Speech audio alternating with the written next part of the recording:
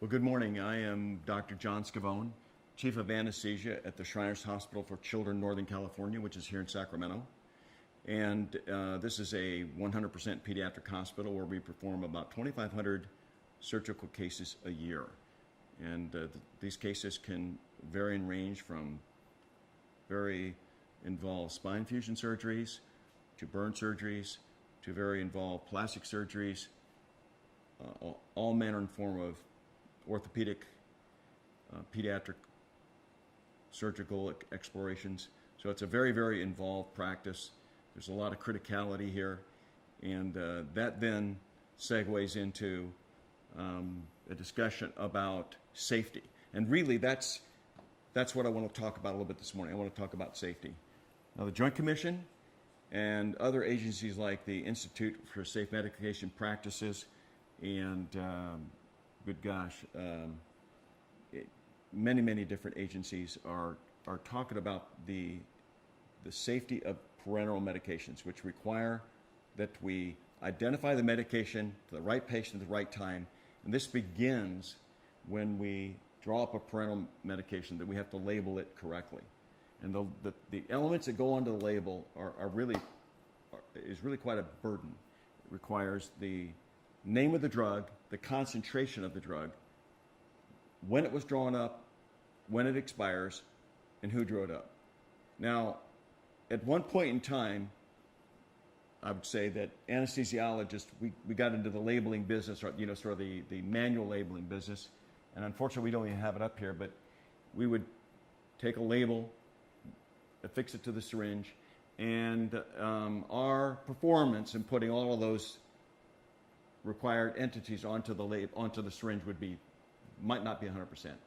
And then that gets into safety, because if we're not labeling the syringe correctly, and we're not watching what we're doing, and if we're transposing syringes, then we have risk. Now, this device over here, which is manufactured by Codonics, and really, I don't work for the company, I don't have any investment in this company. This is an absolutely brilliant device. I understand it was invented by an anesthesiologist at Harvard. And this device, it's called the labeler, but it's a lot more than that. That in a way, it is that, but it is so much more than that. And really what this thing is a safety device. And what it allows the anesthesiologist to do is to be absolutely certain that whatever drug he's drawn up, or she's drawn up, she knows exactly what it is. And I'm going to illustrate that. I'm going to open up the cart here. We have these things locked. And this is our drug drawer right here. And when an anesthesiologist draws up a medication, they want to make sure that they're drawing up that medication and no other one, because this could be unsafe. And a lot of the medications are in look-alike vials. And we actually have a couple here that are like that. So I'm going to bring those out, and here you have it. Now, we use dexamethasone, which is a powerful steroid, frequently in this practice of anesthesia nationwide it helps prevent nausea and vomiting. So here it is. And then we also use the drug ketorolac, which is a non-steroidal like Motrin, to prevent pain. Now, in some patients, it's not correct to give the patient ketorolac, because it can cause inhibition of platelets, and it could cause some bleeding, or it could cause delay of bone healing in some orthopedic procedures. So if you're doing an orthopedic case, it may be that the orthopedic surgeon does not want you to give ketorolac. It could actually be deleterious to the patient and their healing. So I go to draw up a medication, and I want to give dexamethasone, but I don't want to give ketorolac.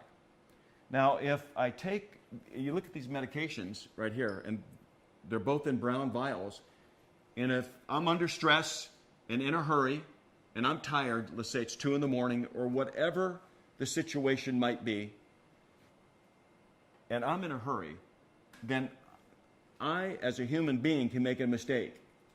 Now, I've been practicing anesthesia since 1976, so I'm almost 40 years into this.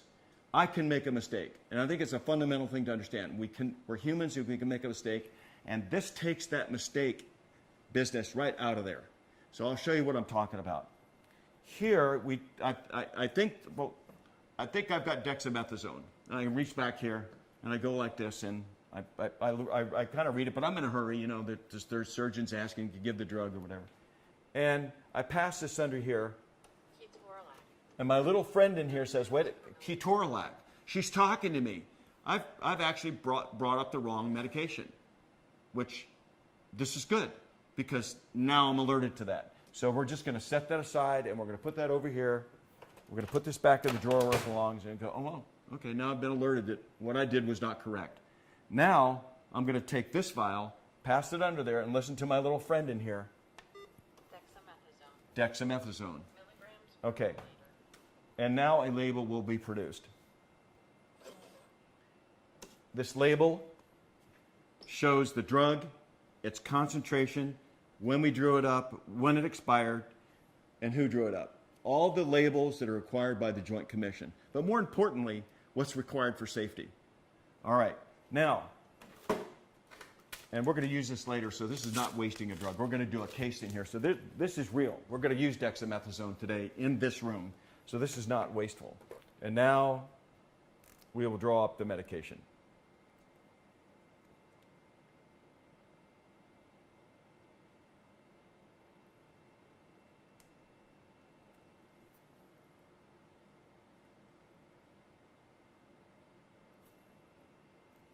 Okay, so now what we have here now is we have dexamethasone. We can compare that to the drug right here, and we affix the label to the syringe. And I have total confidence, and this is the key, I have total confidence that the solution that's in here is in fact dexamethasone. That confidence is huge, and it reduces error, and it reduces the stress on the anesthesiologist, and it is additive to patient care. I will mention a case that I'm aware of. I won't cite the hospital, but I will tell you that an anesthesia provider in the United States of America drew up a drug. He thought he was drawing up the drug neostigmine, but in fact drew up the drug neosynephrine. Administered it to the patient. There was a disaster, and the patient succumbed. That could have been prevented, absolutely prevented, by this device. Now, it's interesting you guys came today, an individual who's chief of one of our local hospitals, one of my former residents came to see me. We had some other business to attend. He came in the operating room, and he said to me, John, what's this? He hadn't seen it. And I said, well, let me talk to you about this. And he said, oh, this is easy. I'm going back to my hospital. I'm going back to my CEO. We've got to have this thing in every operating room. I had a 5-minute conversation with him, and he could see at that point the value of this thing in terms of safety. So I want to, even though it's a nice-looking machine, and Codonics is a wonderful company, and this is a labeler, this is really most properly a safety device. It is a major, in my view, a major advancement in medicine. It's quick, it's easy, and I got to tell you, I don't want to do anesthesia without this. Now I find if this thing is not operating, you know, or we have a power failure or whatever, I don't want to be using labels, you know, manual labels. Absolutely not. This is a wonderful device. Very, very happy with it. It's easy to use. That's it.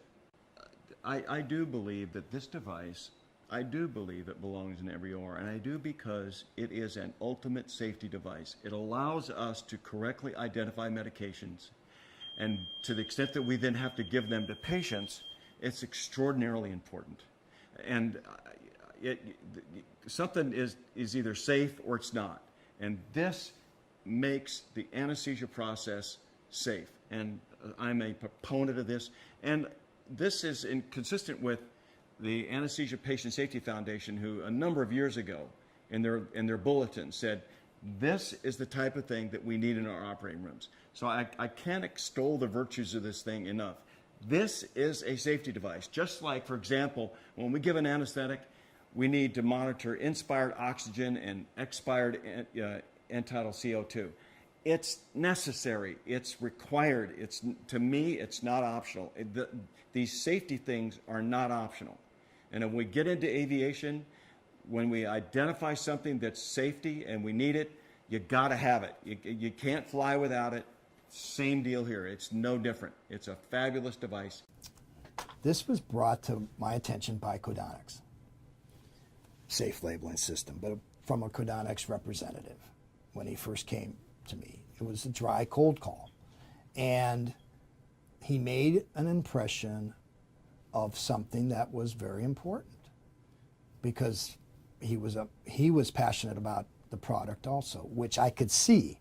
So if somebody's passionate about a product that they're selling and just not selling, then that passion goes through you too. I could see the advantages of the product. There's no question there are advantages to the product. It does help patient safety. It does help compliance. It helps all the things that we've talked about in this video. And the only thing I can say to pharmacists and pharmacy directors are the same things that I would say to anybody about any type of product. You have the reasons why. It's easy to tell you why. Yeah, budgetary, it could kill you. To the main point is, you know, it costs so much for a machine, there's upkeep, there's this, there's that. So as far as the straight machine to get one, but not just to get one, you need to get, like our hospital here, we needed 12. So we've done it in stages, phase 1, phase 2, and phase 3, but we've done it as phases over an 18-month period. That's covered all 3 years. So if you do it and are creative in doing it, you can get it. Yeah, that's an easy thing. I can't afford it. They'll never fly with the budget. Yeah, I mean, I've heard big systems say that on anything, and I've said it myself. I can't get that. It's going to, you know, the budget, it's going to really be hard for me. Then there's the labor aspect. Oh, it's just going to tie up too many FTEs. Productivity is going to go down.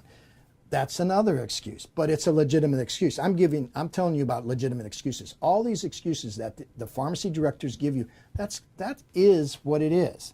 It's life. It's our reality.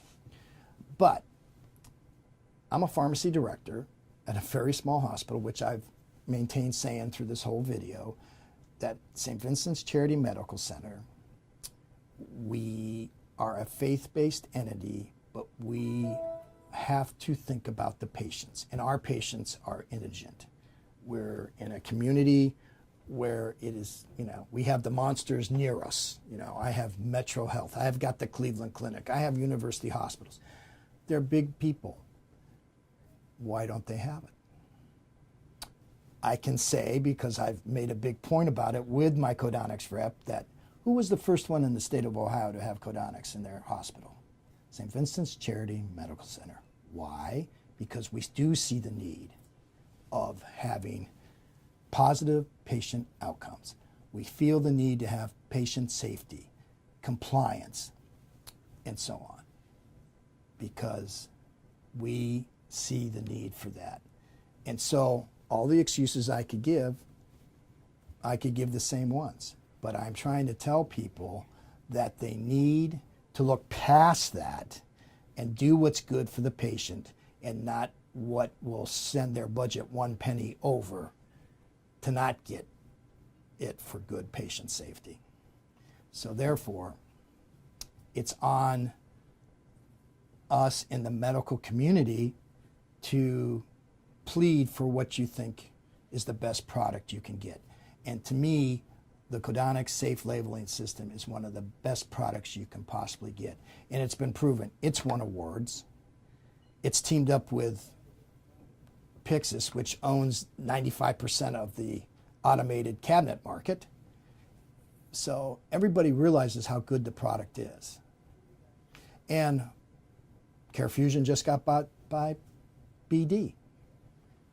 So, and BD understands about patient safety, compliance, and so on. So I would tell any pharmacy director, really look at it closely, because in essence, it's not on your budget, you're supporting it. And doing something like that helps you, because in the world of legality and accreditation, Joint Commission looks at that as being medication management. So it's all in your stake too. So that's all I can say.